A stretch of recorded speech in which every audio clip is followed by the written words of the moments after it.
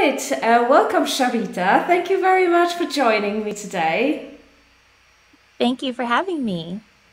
It's lovely, lovely to see you and to meet you in person. I've been following you for quite some time already, and I love, love, love, love your Instagram. And Oh, it's always so nice to see your smiley face and follow you around the world. It's so it is really nice to finally meet you. I have a couple of questions for you yeah. in terms of your traveling, your work, and your lifestyle as well, because it's very hmm interesting and quite unusual as well, because you are a lawyer. And I Uh-huh. Yeah. must say, this is not really a very typical job to have to work and travel. So, can hmm you tell us a little bit more about how it is possible for you to do that? Sure. So yes, so I'm a lawyer and I basically work in corporate law, which means for me, I help like small businesses and large businesses kind of figure out the rules that they have to follow and write contracts for them. But I make sure to keep it to those sorts of things, anything that doesn't mean I have to go to court. So in that way, there's just no need for me to be in the office, and I find all my clients online. And yeah, it's been, I've been very lucky to be able to keep it up. It's not easy because I have to find clients who are open to it. But sadly, because of COVID, it's made it a lot easier to find these sorts of jobs. So yeah, so I usually do either corporate law or compliance, which means a lot of reading and writing and sometimes a little bit of training and just answering questions for people about their companies. So yeah, there's a lot of websites that I use to find projects, and but I work with all my clients remotely. And right now, all my clients are from the States, but I'm hoping to get a few in the EU as well. Wow, it's that's really great. And how did you come up with this that you can actually do it? You know, because I think um, many people dream about doing what you're doing, but they have jobs like that where it seems quite hmm impossible to be away from where you normally work. So how did Yeah. you come up with this idea that you can actually do that? Well, it wasn't a straight course. Like I actually quit my job. I quit law when I was in the States so that I could start to travel, but my plan was to only do it temporarily and go back. But then when I decided I wanted to keep traveling, I just started doing a lot more research, looking for I spent like 6 months finding my first remote law job. So it took a long time. And then actually, once I got in with that job, I had kind of had the experience that other kind of tech companies and startups were looking for. So if you can get into the tech field, then usually their workforces are remote because they want to save money. They don't want office space. They want people who can charge a little bit less. Like I charge a little bit less than someone who lives in the States because well, my cost of living was lower. In London, it's a little more expensive. But Right. but yeah, so you get some benefits if you just start to find those sorts of companies. So now I exclusively do job searches that are remote companies. Remote first is a really special type of company, and that means that these companies hire people from all over the world, and everyone works on different time zones. So it's even better than just plain remote because like right now, all of my clients are on East Coast time in the U.S. So like I'm a little bit off on the time zone. I have to work a little later, which is fine for me. But there are even better companies that let you work from anywhere. So I could move to Bali and have no problem. But yeah, so now I only exclusively look for jobs that are 100% remote, preferably location independent, and I go from there. But it is very difficult, I will say. I think a lot of people they'll listen to me and they go, "Okay, well, I'm going to start searching," and they search for a month and they don't find anything and then they're done. But, it takes every time I try to find a new client, it takes me a few months, to find the right fit. So you have to be a little flexible. You maybe you have to have like a second income to support you while you're looking, or you need to live somewhere where it doesn't cost that much if you have that flexibility. So that I've done all of those things. I've moved to Right. Colombia to save money. I've done like kind of side jobs to support me while I find a new client and things like that. So it's definitely not automatic, but when you find the right company or set of companies, you'll be good. Okay. And I wanted to, because you mentioned also the time zone, and I wanted to ask how this works when you move. So, because you tend to be in one place for a bit, and then you change to a completely different continent, for example. So is this a big challenge for you to keep up with your client and the time zone and your work and everything? Do you have to work at night, for example? Yeah. So far, it hasn't been too bad, but I haven't moved very far. So again, I work on East Coast time, sometimes Central time in the US. So like right now, it's a 5 hour difference between me and my client in the US. And so my day just starts a little later and ends a little later. But I just try to start. I kind of start before they start, and I finish before they finish. But I have to like check my emails and stuff, and I've been so lucky. Like, this is why the search for the right client is so hard, because I look for clients who are open to this, so that when I say, oh, I'm going to sign off, I might not answer you after 3 p.m. your time because it'll be too late my time. So I try to set kind of boundaries that way, so that we can kind of find like a good middle ground to work in. But when I was in Portugal, I was working full time for a company that was East Coast, and I used to work sometimes till like 1 a.m. So in Portugal, Wow. because of the time difference, because their late days, would end at 6 or 7. And for me, that meant, what's 7 plus 6, 13, 1 o'clock in the morning. So, so yeah, that was rough, and they did not care where I was. And, so, you have to be open to that. And it's also the reason why so far I haven't made it to Asia, because, Because because of I would not be able to. right, Yeah. yeah. I used So my plan is to, to first. yeah, sorry, go on. No, go ahead. No, I just wanted to say that I used to also work online when I started my business, and it was in Asia, and I had to work until 3 a.m. sometimes. So it was not fun at all, and especially that Yeah. I really, and then of course you can sleep longer, but when you get up, you just Yeah. feel like you just lost a whole day, and this is not Yeah. why you're abroad, to sleep Exactly. until 2 or something. So yeah. Yeah. So if anyone is thinking about doing this, what I try to do is put all my meetings on 1 or 2 days. So right now I do have like a nighttime meeting. It's at 7 p.m. my time. And so that's only once a week. And if I had other meetings, I would make sure to try to put them all in the same day. So maybe I'll have one late day. And my latest day is till 10. I really can't work past that. My brain doesn't function. But I try to do meetings all at this, like really be present on their time zone. Otherwise, I'm just checking emails and stuff like that. And if I get everything done early, they're happy. Like, I always tell them, when you wake up, it'll be there. So, and they usually like that. But it's different for every company. But if you can, just set those boundaries and set up those expectations. Like, I really like to take meetings on, Monday and Tuesday only. Um, and then you can just concentrate everything there, and then the rest of your days will be good. But I love having my mornings to myself. Like, it is so good. Yes, I absolutely agree. And it's a very good advice, actually, to have the meetings just in 1 2 days and then enjoy the whole. Well, of course, you need to do work too. Yeah, but you'll But work on your time. yeah, exactly.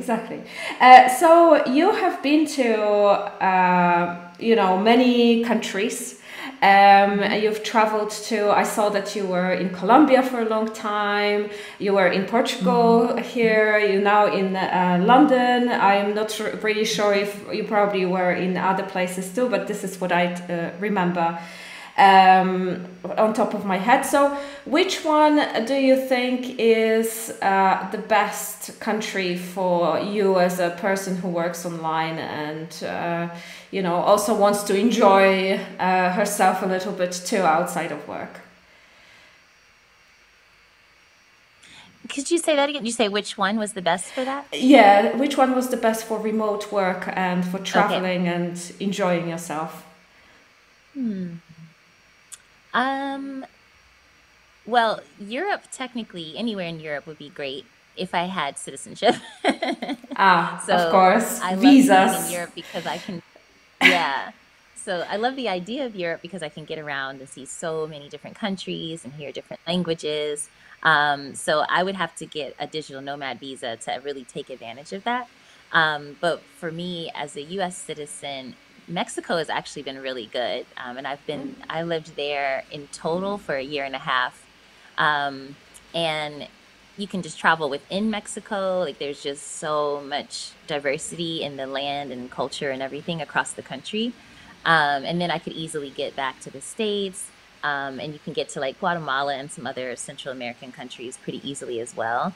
But Mexico is probably the best, particularly Mexico City, because it's a big, thriving city. But then you can go just 1 hour out and be like in a small pueblo, like a small town, and get a totally different feel. So I think that is a great place if you are an American. But if you have access to stay in Europe, Europe is awesome. And places like Portugal, as you know, have a slightly lower cost of living than like a France or Italy.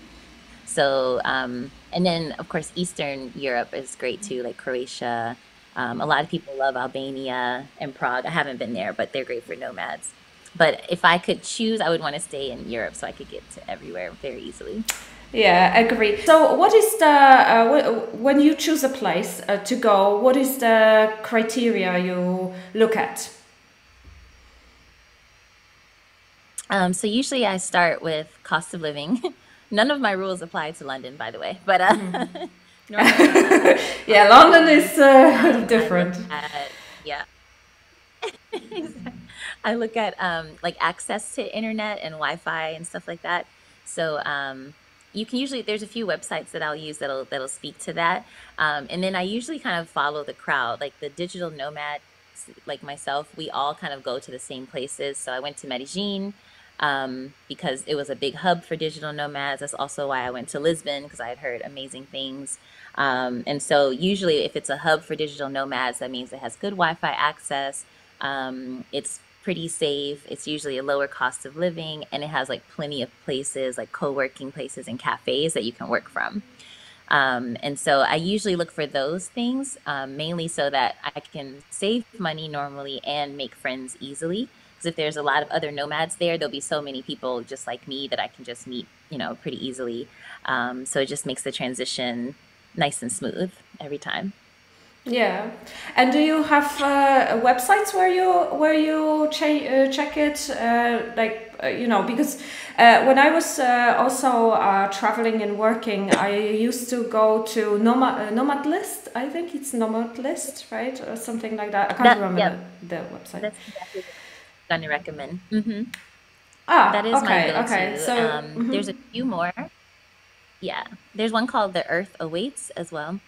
It's really good. But Nomad List is my first one that I always start with. I'm sorry, I have this cat and she's being crazy. I'm house sitting. I'm cat ah, I sitting. see. Okay. So this is it for your friends or is it from the house sitting or pet sitting website? Yeah, from the house sit website. So that's the only way I could afford London. So it's my house sitting. Yeah, So, yeah. but it's working out, except that this, London is crazy when it comes to the prices. yeah, yeah. But it's so lovely. So I'm glad to be able to do it thanks to house sitting. Yeah, absolutely, absolutely. Okay, and what is the most?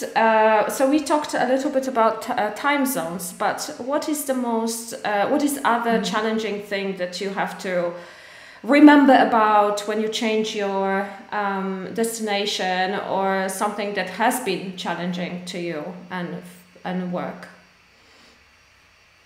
Yeah. Um, well, the biggest challenge is always keeping a routine, and I try to be consistent no matter where I am, but it is just always difficult, especially when I change time zones. So like now I have my mornings free, so my mornings are less, um, set to a calendar or something like they normally would. So I have to still remember, like, I still need to get up. I still need to, go for a walk or do some sort of exercise. And then I try to find like a few go-to places where I can do my work so that I just, don't have to worry about where I'm going to be every day. But without the routine, I find it kind of feel a little bit lost and it's hard to focus. So having like some sort of routine and keeping it going wherever you are is very helpful, but also very difficult to maintain. Okay. Do you, as a, you travel by yourself a lot of times. Do you feel safe? Do you have any rules that you have to follow to feel safe? I do usually feel safe, but I'll do a lot of research before to make sure that it's safe for women, and especially Black women, because it's not always the same. But yeah, everywhere I've lived, I feel very safe, like walking around alone. But I do have some rules. So usually when I go somewhere, I stay with someone in an Airbnb. I usually share an Airbnb, and that way that person who's living with me knows that I'm alive and I can at least like make an immediate friend on the ground. Yeah, if I don't know anyone there. Right now that I've been traveling so much, I usually know someone, like just through my network, or a friend will randomly be there.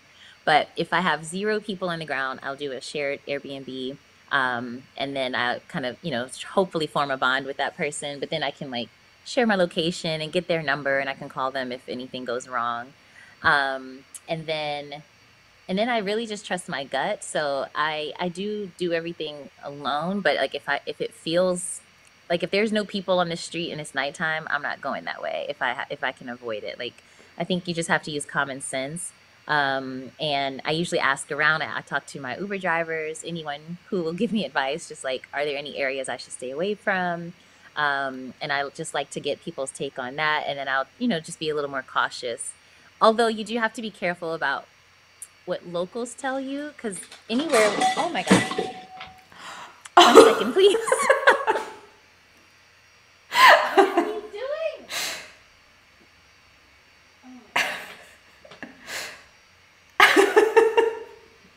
She's not supposed to be up there. Oh my God, what a wild cat. Is she very young? Is it we got it on video. Yeah, we do, yeah. Oh my God, it's a wild cat. Look at mine. She's like just chilling. I know. She chills and then she just does something bad usually. But usually I'll see her, and she doesn't do it when I'm gone. And I ask the owner, because she never messes with this shelf, but she tries it if somebody's around, and now she knows I'm distracted. Excuse me. Yeah, she probably wants your attention. So exactly. She wants to, she wants you to pay attention to her. Yeah. Yeah. Oh my God. But anyway, I was just saying, using common sense and making friends on the ground. And then whoever I do know who's local, I'll always like share my location on my phone, so that, if I'm going on a date or if I'm going on a tour or something, they know where I am. And I just want someone to know whether or not I am missing, basically, if that makes sense. That sounds right. So bad. Yeah. That's how I think about it. No, I think it's a very good rule to have, especially that if you don't know anyone there, and you don't know the city or the place, it's just better to be a little bit too cautious, but it's for your own good, for sure. One other thing I do that I really like to share is that the first week, like the first few days, I always go on a free walking tour. And it's just nice to have like a local person showing you around. You get your bearings, you learn a little history.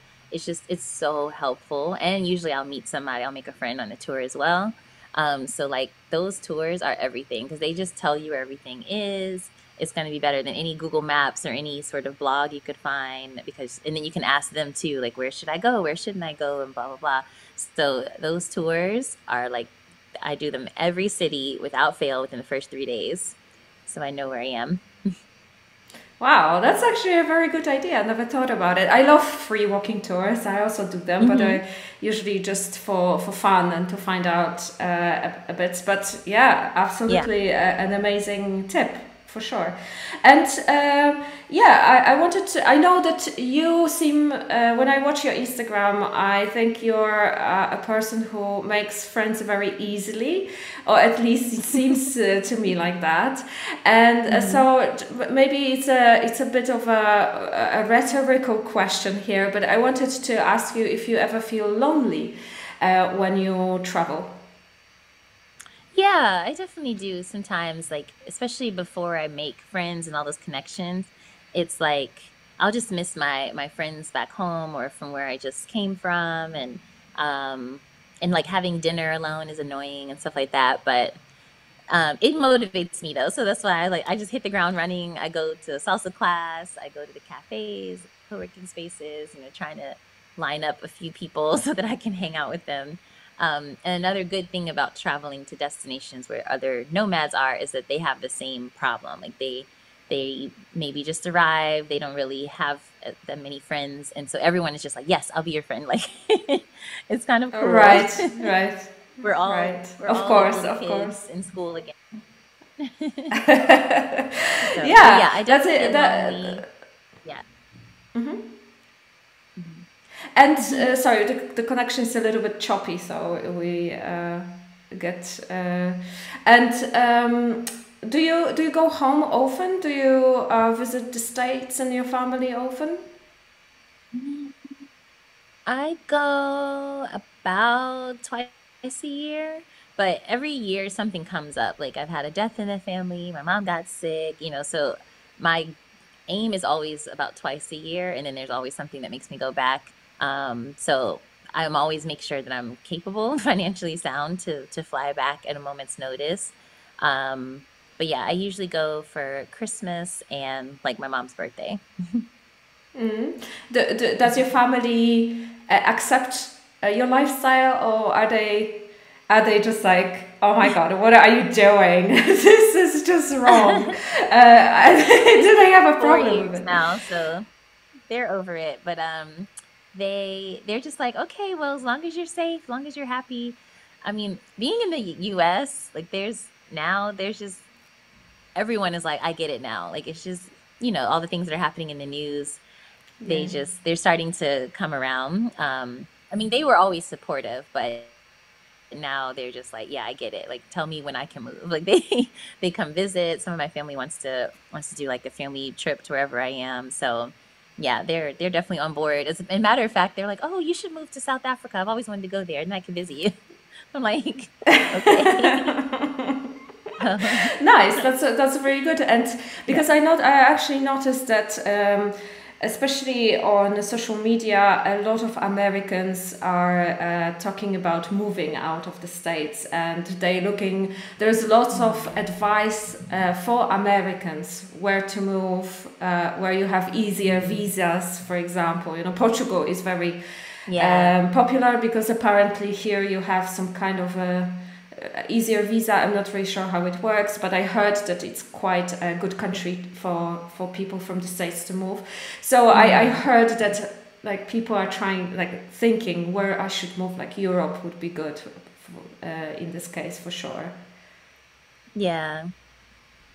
Hmm. It's kind of It's sad, but sad that I think if you have yeah. good, yep.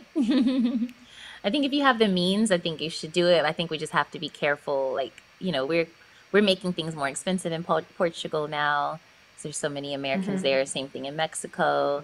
So we have to be a little bit cautious about how we throw our money around. But I also support anyone who wants to leave the United States because it's just so unsafe. And Portugal, on the other hand, is like the second or third safest city in Europe. Like it's crazy. Yeah, So, yeah. and here, police don't even have guns. Like to hear that, like as an American, is insane. So, yeah, there's just so many places where you can feel a greater peace of mind. Nowhere is perfect, but if I can just go around and not be scared of a shootout, then I'm happy.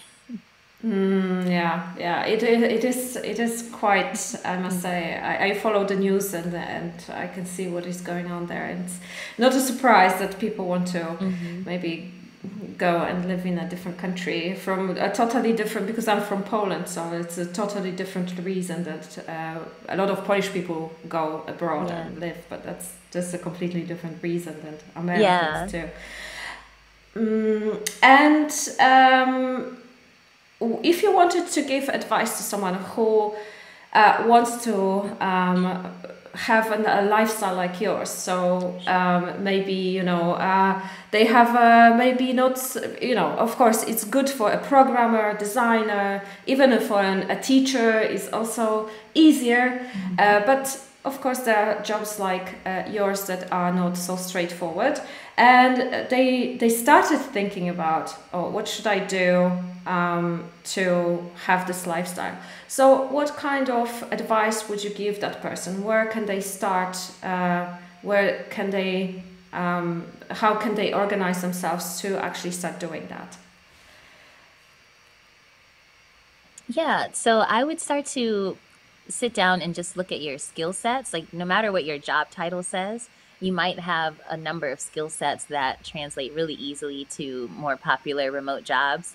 I've helped some clients who they work like the front desk of a hospital, and they're like, oh, well, I don't know what I can do. It's like, well, you answer phones, you deal with customers, you triage needs. So, you know, you can do customer service, you can do client management, things like that. And if you find kind of your set of skills, you can kind of search for jobs by skills. So I would just Google, like, what jobs can I get that answer phones or that are remote or something like that. And you'll find that there's a lot of job titles that you might not have thought about because it's not your job title at the moment, but there's a lot of jobs that your skills will transfer to. And so that's one way I would start. And then another way I would start is actually on my Instagram, I have a link that's, is it 100? I forget. 82 remote first companies.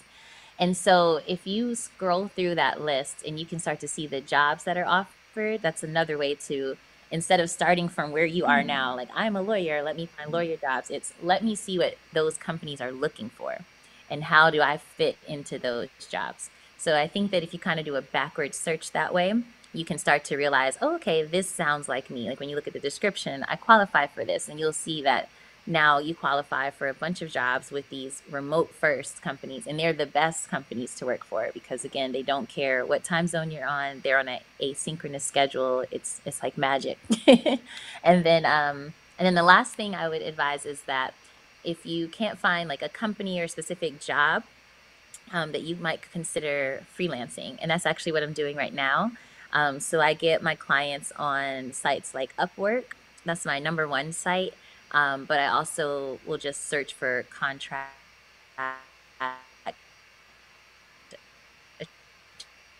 attorney job,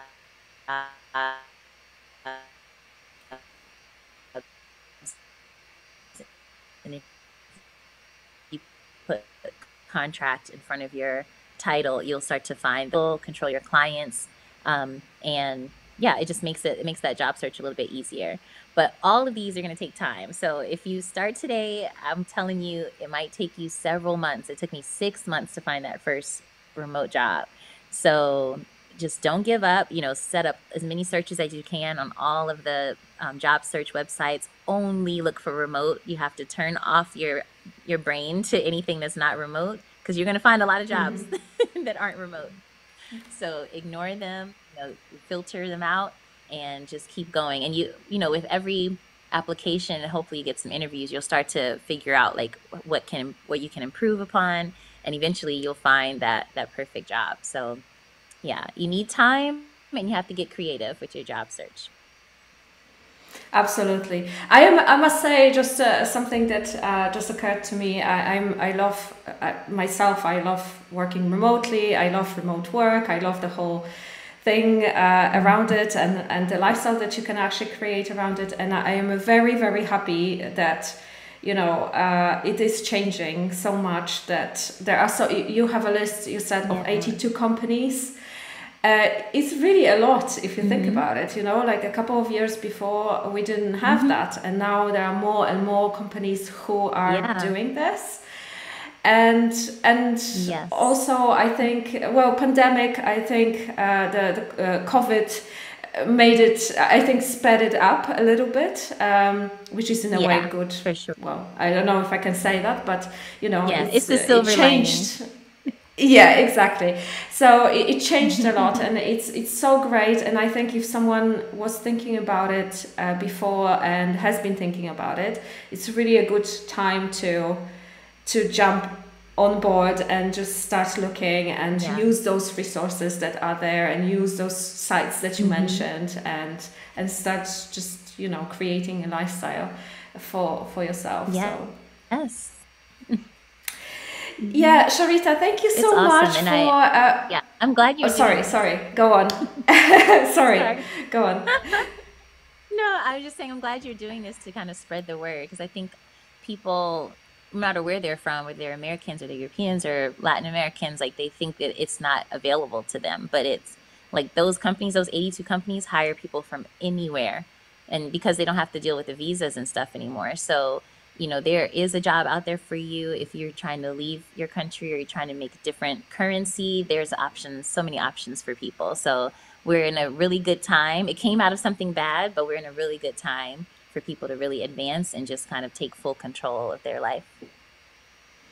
Yeah, I agree. Sharita, thank you so much for your time and for this lovely interview. And I really hope that we inspired a couple of people to go out there and, you know, do it, because it's an awesome lifestyle and it's so amazing. And you know, I really admire you that you're doing it for such a long time too, and it's so great to follow you. So can you tell us where we can find you?